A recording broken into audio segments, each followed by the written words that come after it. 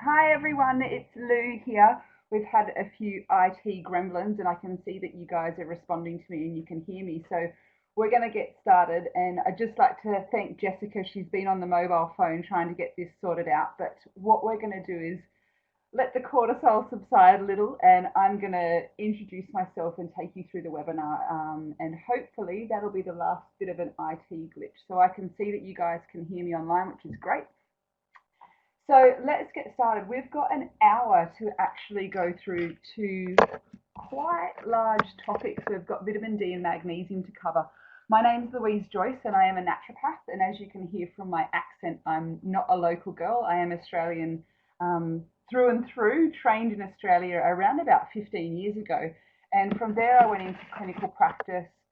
From clinical practice, I was involved with Metagenics, and I've been in the UK now for 6.5 years working with Nutri Advanced. So I've got a great job actually. I love it. I get to do quite a varied role. I work with the R&D team on some product development. I work on some of the new strategies in education, like the programs that we do, and I get to liaise with you guys, which is absolutely the favorite part of my job because I'm quite a social person. And I do believe in this industry, we have the ability to be quite isolated. Like right now, I'm sat here talking to an empty office, but hopefully we can unite through the power of the internet. So what you've got there in front of you is you've got my email address. Throughout this presentation, I'm going to try and shortcut some avenues for resources for you. We've got a lot of resources that are available to you through our website, through newsletters. I've also got a personal Dropbox where I keep a lot of our technical papers. So if you wanted to send me an email to get added to that, that's the best email that you've got there, which is louise.joyce@nutri.co.uk. If you needed to get a student account, if you wanted to request any of the resources that I might refer to, but also if you wanted to connect via Facebook, my username is Louise Joyce ND, so we can keep connected that way. Right. So there's a lot to go through, and yes, I do work for a product company. So obviously, one of the things that we do is we sell supplements. But what I really wanted you to get out of this evening wasn't buying supplements. It was about shortcutting your avenues to support. So we've got loads of different products, and you are welcome to sit down and go through our product guide. Like I said, if you wanted to get a student account, you can email me. I can sort that out. But what I wanted to do was just to highlight the fact that yes, we do a lot of supplements, yes, we do a lot of CPD, we have a lot of online support, but we also have a fantastic technical support team, and they are there all day, every day to help you guys. And I hinted before that this can be quite an isolating industry, and you're in this great learning curve at the moment where you're going into college. You've also got BANT, which is a fantastic resource. But our industry is one of these industries that once we graduate, we can feel a little bit alone. And what I mean by that is it's not like we're, graduating as an accountant and we're going into a firm where we can talk, turn around and talk to our colleagues. We sometimes just need to have that connectivity. So use this team as much as you need. If you've got any assessments coming up that you're looking for research for, if you want to bounce ideas off a case, if you want to go through drug nutrient interactions, then by all means give them a call. They might be able to shortcut some of those processes for you. Every company, there's so many brilliant practitioner companies out there. You've got BioCare, Lambert's, NutriLink, so many companies that they can help you along these same lines as well. So what I wanted to do is I just wanted to take a moment and just reflect a little bit about why we're all in this industry, why we're on this path of learning. And what we can see in this slide here is that we've got these major risk factors that contribute to chronic disease. So being unhealthy diet, physical inactivity, and tobacco use. Those things, if we just worked on those three risk factors, we can reduce cardiovascular disease by 80% and types of cancers by 40%, which is just absolutely phenomenal. Now, if I were working on the product development board of a pharmaceutical company and I came up with a poly pill that could do that, I would be worth an infinite amount of money. But these are the three things that we very much have the power to influence, not only in our own lives, but we have the ability to inspire those people around us. So tobacco use, I'm pretty sure most people in the Western world understand that this is, obviously going to be contributing to poor health. But we're seeing an emergence now in things like e-cigarettes, which I'm sure we're going to start seeing backlashes of very soon. But it's the first 2 points I wanted to focus on: unhealthy diet and physical inactivity. Now, this is something that we're all learning about at the moment, and so are our clients, but we're getting conflicting information out. We're always hearing, if we just listen to one form of media, we hear one week one thing's good for us, the next week it's bad for us. And so this is where we really need to empower our clients with our authority as this. I'm an expert in this. This is what I'm qualified to do. Let me help you understand how you can make these changes. What I always say to you is there's a term called the nutritional gatekeeper, and I don't know if this is a familiar term to you, but what I'm implying is that in each household, there is a nutritional gatekeeper, and this is the person that is responsible for what is in the fridge, what is on the plate. And we all have these great ideals of changing people's lifestyles, but we might not actually be talking to the nutritional gatekeeper. So let me just oversimplify this. You're going to graduate, you're going to be seeing, let's say, a stereotypical male client. He's a corporate worker, and you're there talking to him about all of these different things that he can change, and he's nodding, going, yeah, that's fantastic. And he goes home, and his wife goes, what, you expected me to change the whole diet for all the, I've got to cook meals for the children, for you, for me, and that's where you can fall down. So always make sure that you've got that nutritional gatekeeper in the room with you, because these are the biggest things. I mean, yes, we can give people supplements, but that's not the main thing. The main thing is if we work on these 3 risk factors: the diet, get people moving, get them avoiding things like tobacco, we're most of the way there. And the reason that I'm talking about this, and it might seem a little bit doom and gloom, but oh, this slide doesn't work so well on PDF.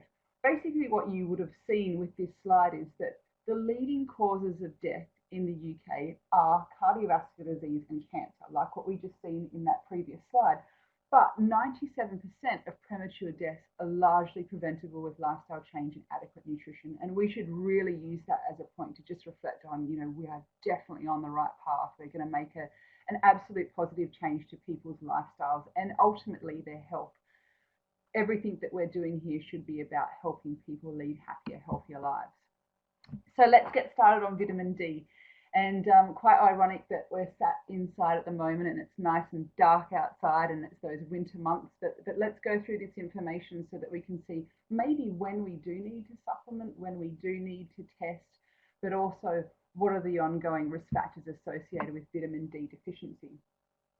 So I often ask a question to a large group of people. So just recently, I got back this weekend from lecturing in Ireland, and I was lecturing to qualified practitioners and also student practitioners like yourself.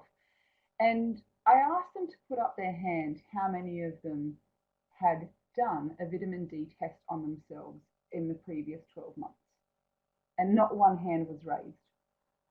And then I asked them how many of them were taking vitamin D as a supplement. And around about a quarter of the room raised their hand. And I thought, well, isn't this interesting? We've got this disconnection between understanding that it's important and actually testing it. And what we can see here in this article from the British Medical Journal is exactly that. We've been slow to respond to this problem. We really need a policy overhaul to look at changing our reactions to vitamin D deficiency. And so many times I talk to doctors and they go, yeah, but everybody's deficient, so why should I test?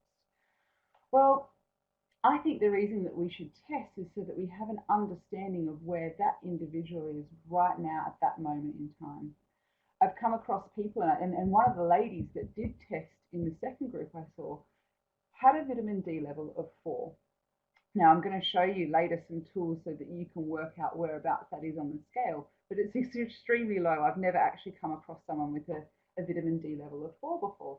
Now, had she have not tested and we put her on vitamin D for a couple of months, and then maybe we did test, she might have come up with a level of, let's say, 30, which is still insufficient. But she may have thought, well, the vitamin D supplementation that I'm undergoing isn't really doing me anything, when really, in fact, it has made already quite a dramatic change. So we need to look at this. Now, in this Time article, it's just crazy to think, But one of the top 10 medical breakthroughs of 2007 was the benefits of vitamin D. It's just crazy, you know, that this is now a medical breakthrough. So what we see here is that the National Diet and Nutrition Survey suggests that 90% of the general population in the UK have insufficient blood levels, and that 5 to 20% are in a state of severe deficiency. So we're not talking about a small population group. We're talking about yourself, your friends, your family, and all of your future clients. We need to be addressing this level of deficiency. So what we can see here is geographically the levels in spring. And this, I have to apologize, this PDF has skipped some of these slides. So let me just speak about this slide here. What you would normally be seeing is that the vitamin D deficiency levels in summer are a lot less than this, and they actually improve in autumn. And the reason that they improve in autumn is because of our summertime exposure. So if you go to the Vitamin D Council, which is a fantastic free online service that you should all be signing up to receive their newsletters, they will talk about the fact that on average, if we average out skin pigmentation, etc., if we spend half an hour during the hours of 11 a.m. and 1 p.m. through the summer months with full body sun exposure, so getting out there in your swimwear, we'll be manufacturing around about 10,000 international units of vitamin D. So the question that I ask a lot of people is, well, how many times this summer did you get out for that amount of time? And there's always one person in the room that's like, oh, I went away on holidays. And there's always, you know, silence for the rest of them when we start thinking maybe we didn't get out and stock up.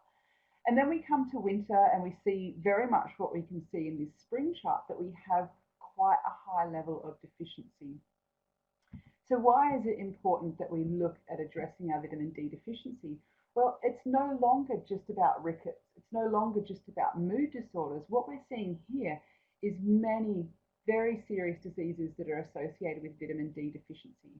So increased risk of death from common cancers. Well, I don't want to be ticking that box. I definitely don't want autoimmune diseases, depression, heart disease, high blood pressure, infectious diseases.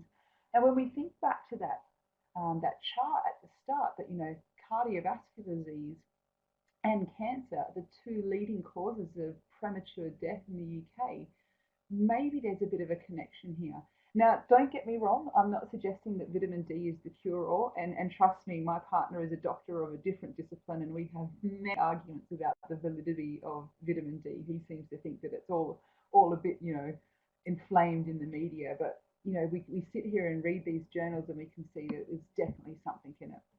And the argument that I have with him is, his opinion is, well, we wouldn't have evolved to live in this climate had it been so important to our survival. And my argument in response is, we're just not living the lifestyle that we're used to. We're not eating the same types of foods. The foods that we're eating are stored in different ways. They're not as sufficient for supplementation.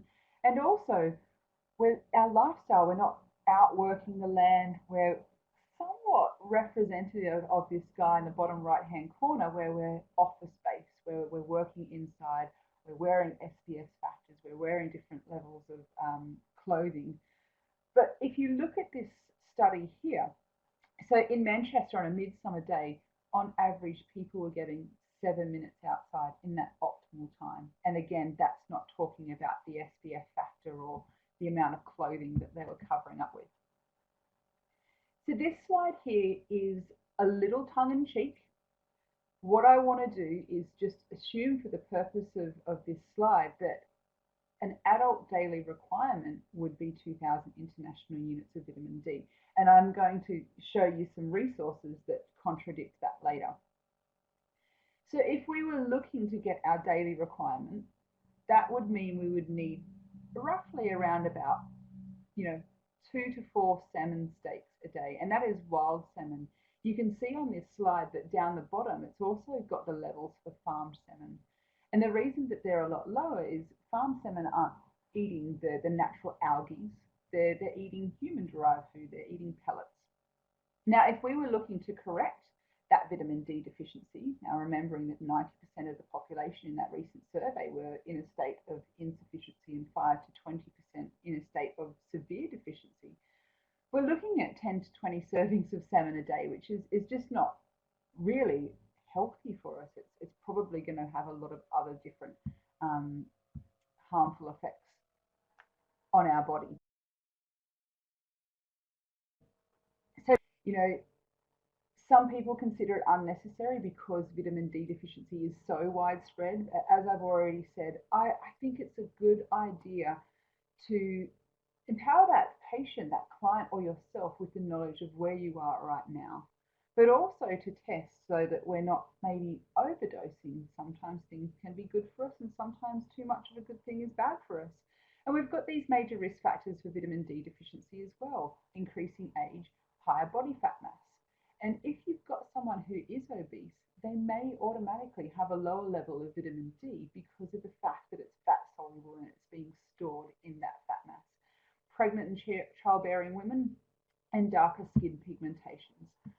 Now, what you've got here on this slide is showing you in both standard international units and conventional units different levels for toxicity, sufficiency, insufficiency, and deficiency.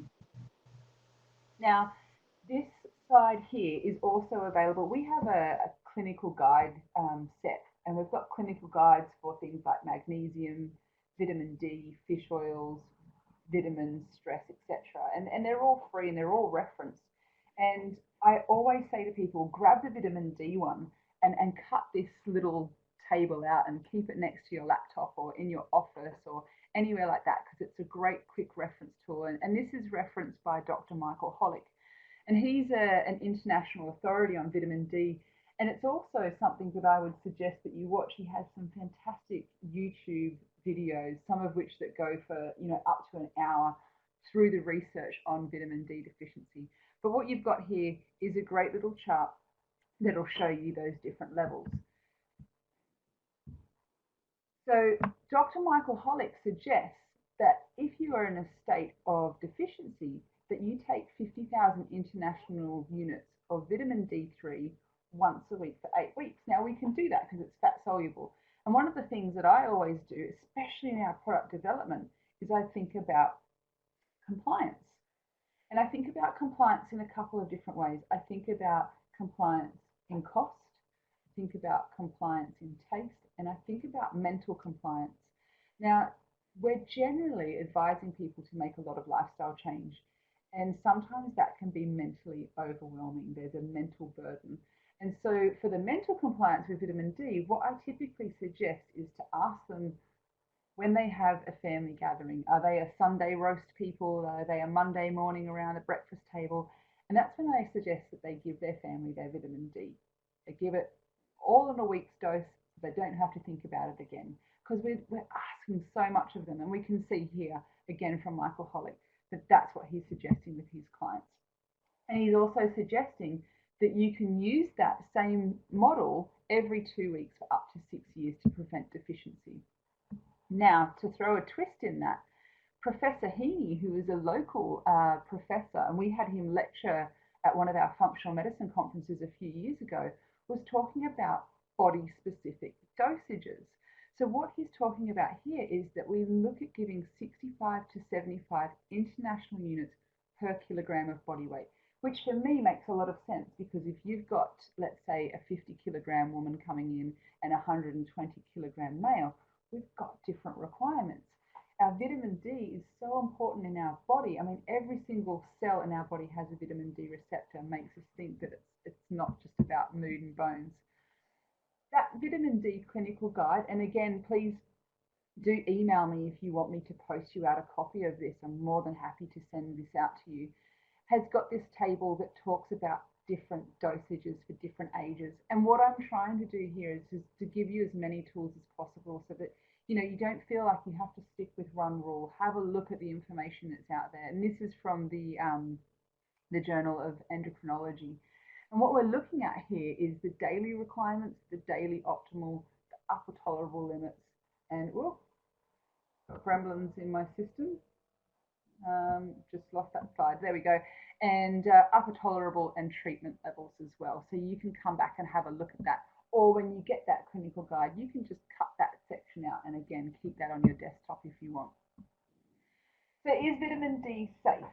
Well, when I was watching Dr. Hollick's online YouTube video, what was quite interesting was that he obviously talks a lot about getting our vitamin D and taking it in a lot higher doses than what perhaps the NHS is suggesting. And he had a lawyer contact him and said, I'm vitamin D toxic and I'm going to sue you because you recommended that I take, I think it was 1,000 international units a day. And Dr. Michael Hollick was like, whoa, whoa, whoa, whoa, whoa, before you sue me, let's just, can you send me the supplement that you were taking and let me test it for you? And so the lawyer complied and they tested it. And lo and behold, the supplement company didn't actually dilute that amount of vitamin D. He was actually taking something like 100,000 international units a day for months. And so they put him on a vitamin D deficient program. So what they asked of him was to not go out in the sun, to eat foods deficient in vitamin D, and they monitor him. And after a few months, they could see that his levels were coming back down, which got me thinking was, am I at this moment in time living a vitamin D deficient diet and lifestyle? And the answer is absolutely yes. Like I said at the start, I'm sat here in my office, it's dark outside. You know, I'm not going to get a lot of vitamin D from my green tea that I've got sat here. So is it safe? Well, yes, it is safe, but again, at a certain level. And what we can see in this slide here in front of us is that, again, they were using 40,000 international units a day for several months to a year and finding it safe. I'm not suggesting that you go anywhere near those levels. I mean, even if we come back to that 75 IUs per kilogram of body weight, I don't think you're going to be getting up to that level per day. So also what I wanted to throw in here was just some research to get you thinking about the other applications, and this point always drives home for me. So children who receive 2,000 international units a day of vitamin D during their first year of life had a 78% lower risk of developing type 1 diabetes. I mean, that's just massive. And we're linking this back to autoimmunity. And the next point that we can see there is even a lower amount. You know, we don't always have to be going big volumes, but a lower amount can still have a reduced risk of developing things like multiple sclerosis and rheumatoid arthritis. We can also see that vitamin D can prevent colds and flu. And we can see this again here in this slide. So supplementation of 1,200 international units of vitamin D3. Also, we can see that it's a potent regulator of the immune system, so it's working on balancing our immunity. Now, before we move on from vitamin D3, I just want to take a moment to talk about a few things. I was talking there about compliance. Now, vitamin D for me is one of those things that I find it really hard to not put on a recommendation for a client because it ticks those compliant boxes. It's cost effective. If you look at the vitamin D3 that we provide as a supplement company, we have vitamin D3 drops. It's called D3 drops. And there's over 600 doses of 1,000 international units. So each drop is 1,000 international units. And it costs retail less than £10. Now, what I love about that supplement is that you can change the dosage for different age groups, for different weight groups. You know, one pot can do a whole family for less than £10. You as a practitioner obviously get that from a wholesale cost. Now, from a product development point of view, we've stopped and we've looked at our vitamin D, and there's a couple of different commercial sources that we could use. Now, all of our vitamin D3 comes from lanolin, so from sheep's wool. We could also use vitamin D3 from fish bones. We obviously didn't want to go down that path because it's not sustainable. And we also didn't know what was being stored as toxins within those bones. There is a third source that's currently becoming more available, which is from a mushroom. We have looked into that, but not with the same regularity that what we can get from the lanolin. So all of ours is from lanolin source, so it is vegetarian friendly. It is not vegan friendly, but it is a vegetarian source. So we have vitamin D3 commercially available to you and your clients as drops. We also have some that come as lemon melts. Now these are sweetened with stevia. They melt in the mouth. They come as 2,000 international units per lemon melt. And then we have a tablet, which is 500,000 international units per tablet. And that is our standard vitamin D range. Just this autumn, we released another one, And the reason I really want to talk about this is because I think this is going to become quite important in the emerging field of vitamin D supplementation. What we've done is we've taken those vitamin D3 drops and we've added K2, vitamin K2. Now, again, from a product development perspective, what I'm trying to plant a seed in your mind is just be a little bit skeptical, do your homework, ask the difficult questions of supplement companies. There's two commercially available forms of vitamin K2. Now, you've got your MK4 form, which if I wanted to add that into, let's say, a multivitamin or a product like this, I could do so at a very low cost. But it also has a very low half-life, so it's not really hanging around a long time, which is not beneficial to anybody taking it.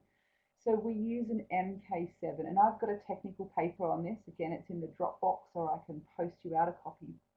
Now that MK7 form, it does cost a little bit more, but it has a very long half-life, so it's hanging around to do what we want from it. Now, why have we added it there? Vitamin D3 is great. It helps to increase our calcification.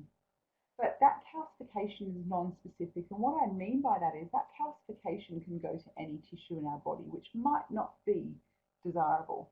Now, the K2 helps to direct that calcification to the bone, but it also helps to increase our arterial wall elasticity, which is obviously beneficial when we consider that our major cause of death in the UK is cardiovascular disease. So the question that I'm then asked by people is, why have we not put this K2 in all of our forms? Well, obviously, some people do not want to be taking extra K2, people with clotting disorders, so people that are taking your aspirins and warfarin. So we've got that portfolio of products there so that you can kind of choose between. And if you're using a different supplement from another company, that's fantastic as well, but just ask that question of them. What form of K2 are you using? Is it an MK4 form or it is an MK7? The MK7 we get from a NATO bean from Japan. And we write that on the label because we want you to know that we've done our homework. So just be skeptical. There's a lot of great companies out there, but sometimes they might not just be update to these latest procedures. And one of the things that we're doing in our product development pipeline is we're updating these products. So what you'll see is, say, from our multivitamin range, we've just put in a policy that as soon as a product is coming up for reordering, so when we're going to order a new batch to be manufactured, we're converting over our folic acid to our 5-methyl tetrahydrofolate. We're continually reviewing our process. And what I'm going to do leading into this next part of the presentation is I'm going to take you through magnesium, but I'm going to take you through magnesium telling you how it is that we actually developed this as a company as well. But I'm going to be talking about a lot of research in this about other ingredients, and a lot of this research is available in a technical paper, a magnesium technical paper, which is a 21-page technical review. Again, I want you guys to be able to have access to this technical review, so just email me. I can add you to that Dropbox. I can send you out copies. It's all referenced. We do the homework for you guys. So magnesium, I am a vitamin D and magnesium girl. I'm pretty sure that when I was in clinical practice in Australia, every single person that saw me went on to magnesium. And this might seem a little bit unscientific, but my theory behind this was, when a client is coming to see this, we generally start pushing them out of their comfort zone. But if they're not feeling great and we start pushing them too hard, too fast, we can sometimes set them up for a fall. And what I found was I started this process of taking in people, doing all of their tests and questionnaires, saying to them, look, great, your tests are going to be back within 7 days. I'll book you another consultation.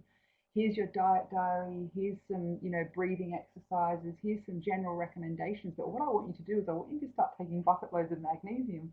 And the reason behind that, or the rationale behind that, was when they came back in, they were nearly all of a sudden starting to feel better. Their energy was up. Magnesium is so important. When we look at our Krebs cycle, it's involved in nearly every single stage. I wanted them to feel energetically empowered to take on the lifestyle change. So us as a company, we have a product called Ultra Muscles, and this is an Australian product, but I've been recommending Ultra Muscles for about 15 years now. And in the UK, behind our Eskimo fish oil is our #1 selling product. But what's really funny about Ultra Muscles is the name makes people think that it's just for muscles when it's got so many more benefits. You know, I always think of Ultra Muscles when I think of blood sugar, cardiovascular, stress, etc., and energy and fatigue.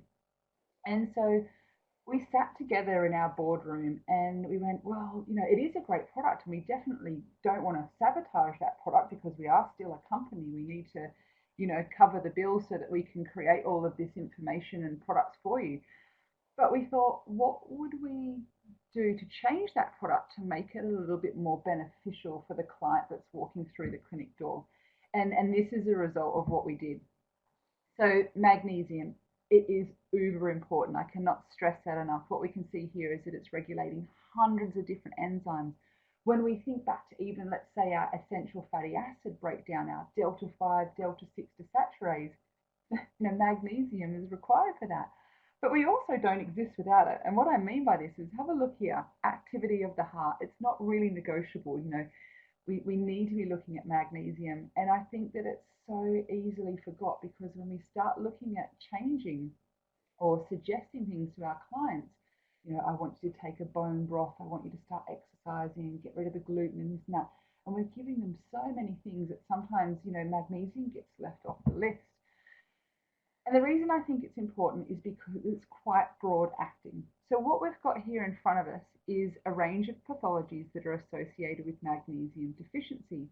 And I often use this as a bit of a challenge. And so my challenge to you right now is to either think about your own health or also include a couple of your friends or family members in this and see if you get through this list without ticking anything. So what we can see here, starting on the left-hand side, hypertension, cardiovascular disease, type 2 diabetes, right, they're pretty big on that chronic disease epidemic. And we saw that, you know, cardiovascular disease being our number one leading cause of death in the UK. But migraine, glaucoma, Alzheimer's disease, our bacterial and fungal infections, we don't normally think about magnesium with. Fatigue, impotence, PMS, osteoporosis, these next four I call the transport for London, the mood swings, aggression, depression, anxiety. It's kind of, it's evident when you see people walking around these days. And then we think about other things like tooth cavities, hearing loss. And then we come down to the old faithfuls, the cramping and muscle weakness. We always associate that with magnesium, but maybe not the others. So normally this works really good when we're in a physical room, not a virtual online room. But how many of you got through without ticking a box? And I can tell you, I must have shown this slide to thousands of people now. And I don't think I've ever had one person raise their hand and say they've got through unscathed. So what we can see here is Paleolithic levels of magnesium. Now, I'm not suggesting that we all run off back to a caveman lifestyle, but the reason that I'm pointing this out is the deficit between the two. So Paleolithically, we were consuming over 1,200 milligrams of magnesium a day, whereas currently we're consuming around about 300. Yet our lifestyles have changed dramatically. We've nearly kind of, you know, subscribed to a more magnesium deficient lifestyle. We're working longer days, we're in different environments. Paleolithically, it was suggested we were working 4 hours a day. That's building shelter, hunting, gathering, learning life lessons. Whereas I know all of you are working more than 4 hours a day. And we're eating a different type of food. We're not eating the same, you know, vegetable-rich diet. Our diet has become more beige-like. And I know I could have given you a whole list of foods. And if you use resources like Dr. Henry Osieke's Nutrient Bible is a great one for going through each nutrient, where the sources are. You can have a look at all the food sources. But the reason I've picked out these four is unfortunately they do represent quite a large source of the diet of your clients: wheat, rice, corn, and sugar. And what we can see here is anywhere from 80 to 99% of magnesium is lost during the production of those foods.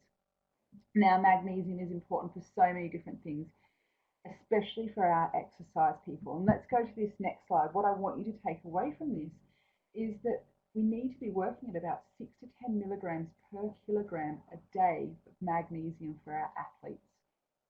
So if you've got a 70 kilogram athlete, which isn't a high body weight for an athlete, you're looking at anywhere up to, you know, 700 milligrams of magnesium. This is where supplementation sometimes needs to come in. I always say, don't oversubscribe to your clients. I don't want you to graduate and become these kind of green pharmacists where it's like you've got to take this pill and this pill and this potion and that. You know, we always let diet come first, but this is where we can see that sometimes we may need to change that.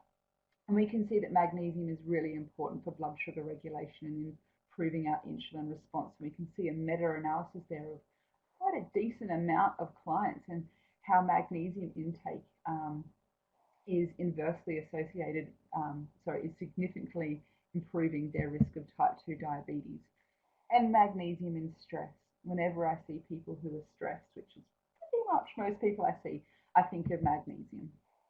Magnesium is also very important for our cardiovascular health and very important for our energy as well. So magnesium, there's loads of different types, and it was nearly a rite of passage back in Oz when I was studying for us to drink a teaspoon, God, not a tablespoon, of magnesium oxide. And what we were doing was we were taking an osmotic laxative, and I don't know if any of you have taken it, but my recommendation is don't. And if you do, be by a toilet, because what will happen is magnesium will claw, that magnesium oxide will draw the water into your gastrointestinal tract, and you will actually physically see your gut distending, and you will want to be near a toilet for what will be a very unpleasant experience. And so what we do is we covalently bond to glycine to the magnesium. And I call this a Mickey Mouse magnesium. So you can see on the right hand side my artist interpretation of 2-glycine being added. And there is method in this. The reason that we do this is so that it doesn't dissociate in the gut and it doesn't cause that discomfort and diarrhea. But secondly, what happens is it's because it's then got these 2-glycine components, it means that it's absorbed through the amino acid channels. So we get anywhere from 2.3 to 8.8 times greater absorption, which is exactly what we want. Our magnesium is an intracellular nutrient. We want it going in there. Now, I don't want you just thinking about this in relation to our products. I want you to be locking away these little gems when you're thinking about any formulas out there. So when we were sat together in our boardroom and we were thinking, what would we do to change this magnesium formula? We didn't know which way to go. And so what we did was we reflected on a survey that we did. So every 2 years, we do a survey out to tens of thousands of our practitioners. And we asked you guys, what types of clients do you see? How often do you see them? What is it that you're using with them? And we gather all of this data. And so what we did was we sat down and we looked at this data and we looked at the 4 leading client types. And so what's going to be walking through your door, if they're not already, is people with energy problems, poor mood, female health, and those weekend warriors, those people looking for physical performance. And so what we did was we each took a category and we went out and we researched different ingredients or different nutraceuticals or herbals that we could find that had benefits for those. And we came back to the boardroom and we projected it up and we started using that compliance model. So is it compliant in an evidence base? So is that study robust enough? No, let's get rid of that ingredient. Let's dispel that one. Is it compliant cost-wise? Is that actually something that clients are going to be able to afford? Because we could come up with a really great formula, but it might price itself out of the market. And so, ingredients would be expelled because of things like that. And, the amount that you would have to take, if you'd have to take, a cup a day, then it's probably not something that's going to be mentally compliant or physically compliant as well. And so we started to whittle it down, and I'm going to take you through the results of that now. Now, this here is a table that doesn't show up very well because of the amount of detail in this size, and this is on our clinical guide. And again, I'm happy to send you out paper copies. There's some in the Dropbox. And what you can see here is on the left-hand side, it's got all of the potential ingredients. And then it goes across and it talks about the different types of products. And you can see that across the first few lines, they all have this kind of base in common. They've all got magnesiums and B vitamins, but then you can see they branch out into different areas. And this was what was a result of the research. Now, I know I'm building this around products, but what I want you to do is to take away the ingredients now that I'm talking about and apply them back to your studies and apply them back to where can I get this from a dietary source so that, first of all, I don't need to recommend a product. And where can I think about this in maybe relation to another product that you come across on the market? Don't just pigeonhole it down to these. It's not the point of this discussion. But we came up with a product called Calmies. Now, this was what we were looking at for people with stress, anxiety, depression, irritability. And what we did with this formula was we kept that base of magnesium and B vitamins in there, but we added theanine and taurine. Now, theanine is that fantastic amino acid that we get from green tea. So what I want you thinking about is how can I start implementing green tea into people's lifestyle change? And theanine is fantastic. It works really quite quickly. In about 40 minutes, it works on our alpha brainwave activity, and it helps to calm our response to the stress hormone cortisol. It's neuroprotective, but it also helps with cognition. It's been shown that people that have theanine versus placebo don't react to a stress task as badly, and they recover a lot quicker. Again, I've got all of these studies in these drop boxes that you guys are welcome to have access to. So, magnesium, it's great for, well, it shows here that it's a great antidepressant. Now, I'm not suggesting that you go out and compare it to a pharmaceutical. What I'm wanting you to think about is, would I prefer to go and use a magnesium-rich diet or a magnesium supplement before I started thinking about antidepressants? And I hope the answer is yes. What we can see here is the taurine. Now, I'm going to be skipping through a lot of studies in the next 20 minutes, and all of these studies are in that technical paper. But what we can see here is the 2 grams that we've put into each serve when taken twice a day is reducing blood pressure in as little as 1 week, both systolic and diastolic. And that is the reason we've got it in there. We know that taurine is fantastic for our sympathetic nervous system. It also works on other functions. That's the great thing about our industry, supporting liver, etc. Now, glycine. Think back to Mickey Mouse and his ears. We put 2 glycine on that magnesium, so it means that every single time that you give a dose of our magnesium, you're also giving a dose of glycine. But what I want you to think about is when you're using glycine in different types of formulas, what we can see here is that it's improving our sleep quality. So this is versus placebo. It's making it easier to fall asleep. It's taking less time to fall asleep, and people are getting a greater quality of sleep. Now, that restorative phase is so important. I mean, how do you feel after a night of interrupted sleep? Generally, not our best. And some studies have shown that just one night of poor sleep can increase our carbohydrate cravings up to 40%. And I always think of young mums, it's just that sleep deprivation. Are we setting ourselves up for poor blood sugar regulation through the day because of our sleep hygiene? Maybe, we've got to think of these catalysts. And then we came up with another product. So remember when we came back to those categories, we were looking at energy, so the chronic fatigue, the fibromyalgia, the poor memory and concentration. So what we did with this formula was we looked at N-acetylcarnitine and malic acid, and I'm going to explain to you why. But we got to a point where we wanted to make each of the pots that were commercially available around about the same size and around about the same cost. And we had some room for movement. And what I mean by that is we had a bit of money to play with. And so we wanted to add more than not. And again, it comes back to that compliance. If someone's going to take a product, one product, do we want to get as much in there as possible? Absolutely. Do I want them taking 2? Sometimes not. Sometimes it's just 1. And so we asked ourselves what goes hand in hand with symptom profiles like chronic fatigue and fibromyalgia. And the answer was thyroid. So we added in some selenium, iodine, and zinc to support that thyroid function. Is there the ultimate amount that you're looking for? Absolutely not. But again, it comes back to that point of if we can only get one thing into our client, maybe this is it. Maybe this is covering as many bases as we can do. And so that's the rationale for those ingredients that are in there. So what we can see here is versus placebo, the N-acetylcarnitine working on different things like muscular pain, prolonged fatigue after exercise, physical fatigue, mental fatigue, the severity of that fatigue, and also improvements in our functional status and mental exams, which is fantastic because I think about those clients that are suffering from energy disorders, chronic fatigues and fibromyalgias, sometimes the best thing we can do for them is to get them moving. But the unfortunate thing is sometimes once we push them again just a little bit too hard, too fast, they turn around and go, oh, I'm knackered, I'm back in bed for a week. And I think about carnitine and just supporting that physical and mental fatigue and the severity of that fatigue. And what we've got here is a study on magnesium and malic acid. So we've got the malic acid in this formula. The malic acid is also in the original, the Ultra Muscles, and it's also in the creatine formula.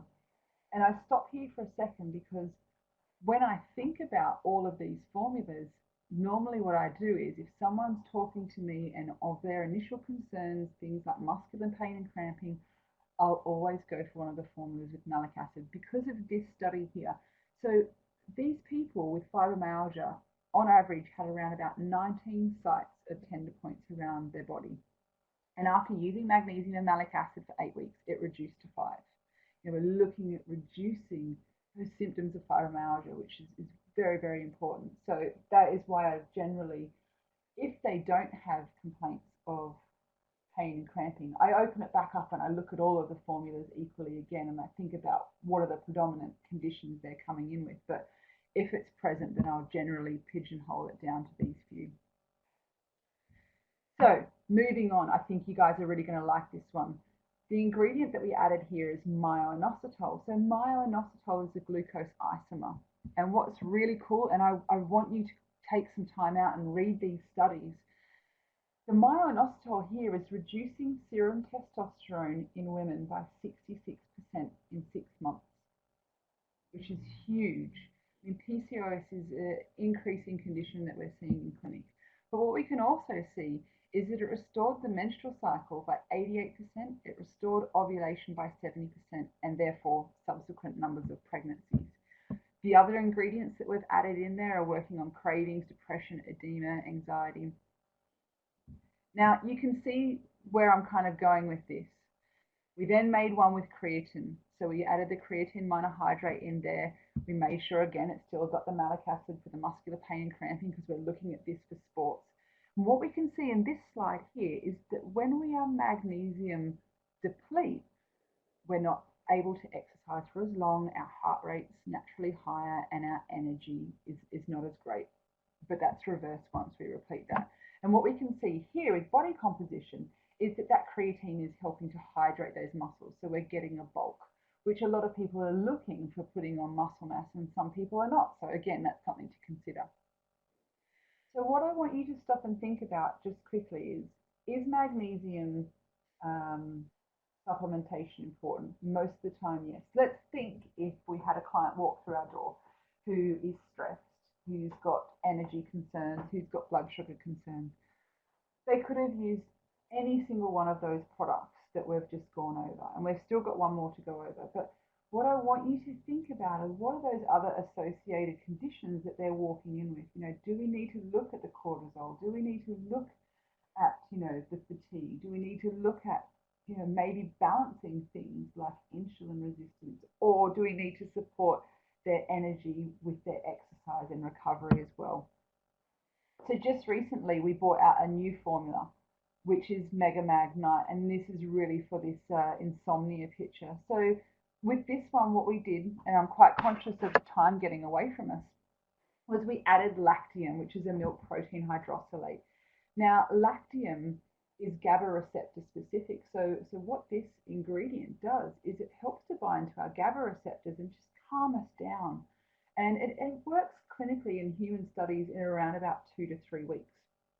But we've got the theanine in there, which we spoke about before, which acts quite quickly. We've also got the tryptophan, and we've got hops as well.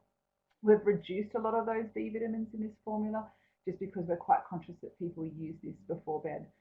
Now, every nutritional therapist, when I say milk protein, recoils and goes, oh, milk protein. This is actually hypoallergenic. You would need to take thousands of doses to get the amount of lactose for a digestive upset, which I'm pretty sure you would have before that in any event. So I'm just going to scoot past these slides. You have them there in your materials that were emailed out, and you can see that later. We've also got the cost there. We tried to keep the cost down to £1 a day. I don't want to spend a lot of time going over the salesy side of things.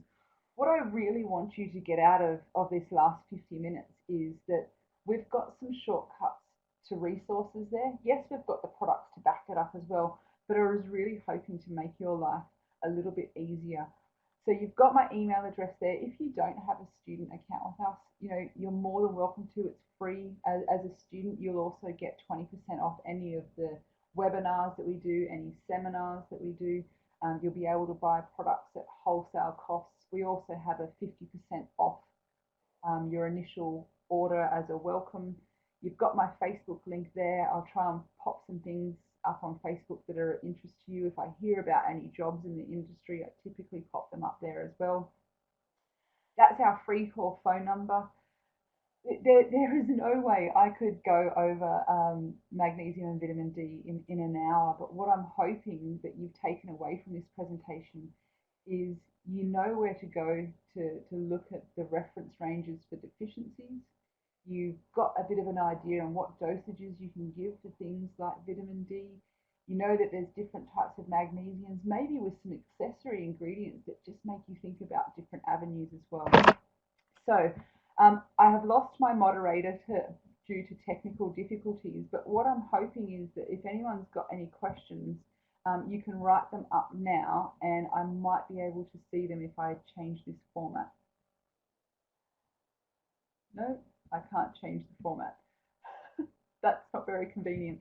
If anyone's writing up questions, I do apologise. I don't seem to be able to see them. Maria, I don't know if are you there? Yeah, that's okay. Yeah, I apologize for the problems that you had in the beginning. Yeah, I can't actually see any questions right now.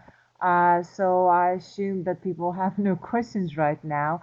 Can I But just if take a second you, then and just point something out with the testing? sure. Because I did skip over. I just want to go back to vitamin D testing really quickly because Oh, a yes, lot of you are probably starting to think, well, how do I do my vitamin D testing? of There's a course. couple of different ways that you can do vitamin D testing. The one that I use is the City Essays, the Birmingham NHS Hospital do a home delivery test kit.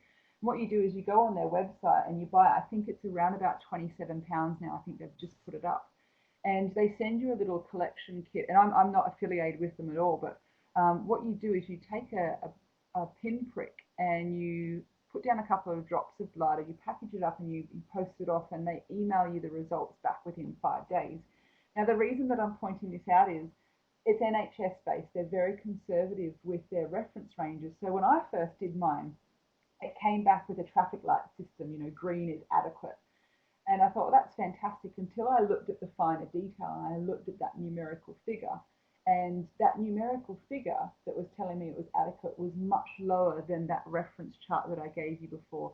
So I'm just pointing that out, that you may just want to kind of come back to that reference chart and have a look at it and just see, because sometimes people will go, oh, I'm sufficient, it's fine, but realistically they're suboptimal. You can also go to your doctor. You've got other companies like Genova. The reason, again, that I use City Essays is that it's a little bit more cost effective. It might not be the most accurate. I don't know. I haven't done an independent analysis, but what I find is it's about a third of the cost of some of the other independent companies, which means that I can have someone do 3 tests a year for the same price as one. So perhaps that's something that you guys, if you haven't done yourself, log on to that website. My accent makes it sound funny. It's City as in CITY, Assays, ASSAYS, and order yourself a kit and start to get familiar with these processes that you're probably going to be recommending clients to do as well. Okay, Louise, thank you very much for this. So I Um, guess if there's no questions, I might wrap it up there. But if people have got questions, you've got in front of you the 0800 number. Give us a call um, if you need those resources.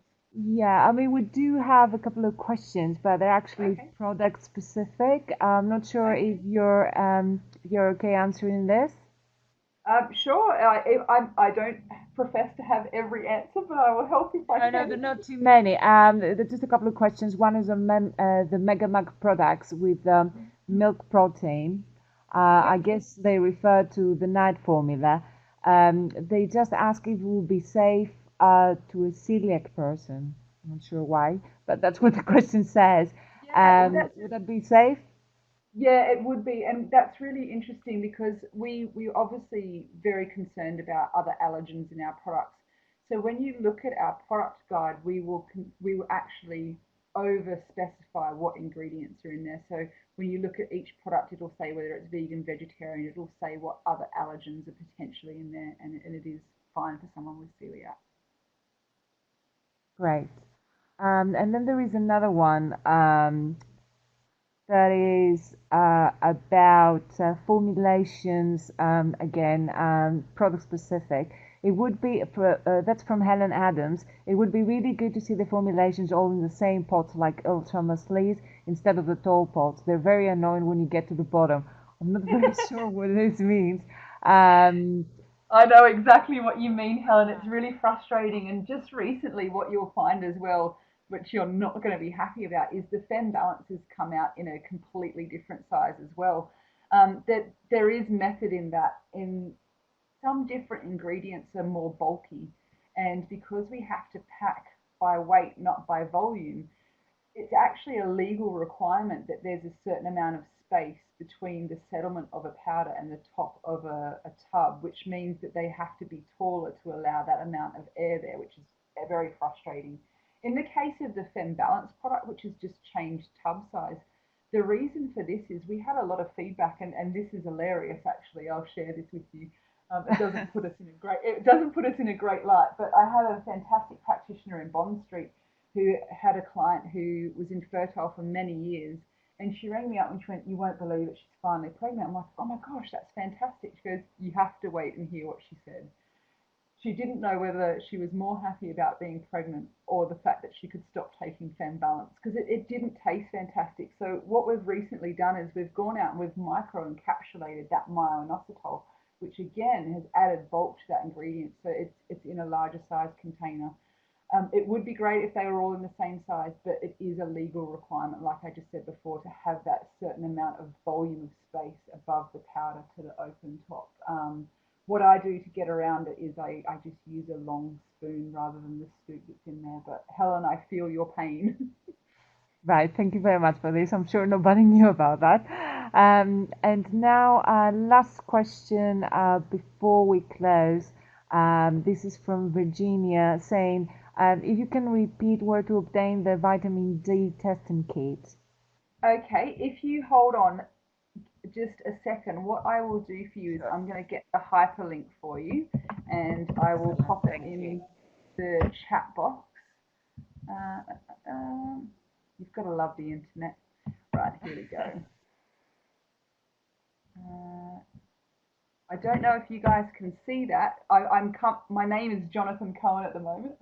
I'm going to text him later and tell him that I've been using his Yeah, I mean, personality. no worries, Louise. In case people cannot see it, I will be, well, we'll be able to email that with the slides and Okay, everything else later on. I've just popped it up in the Q&A session, but if you type this in, it's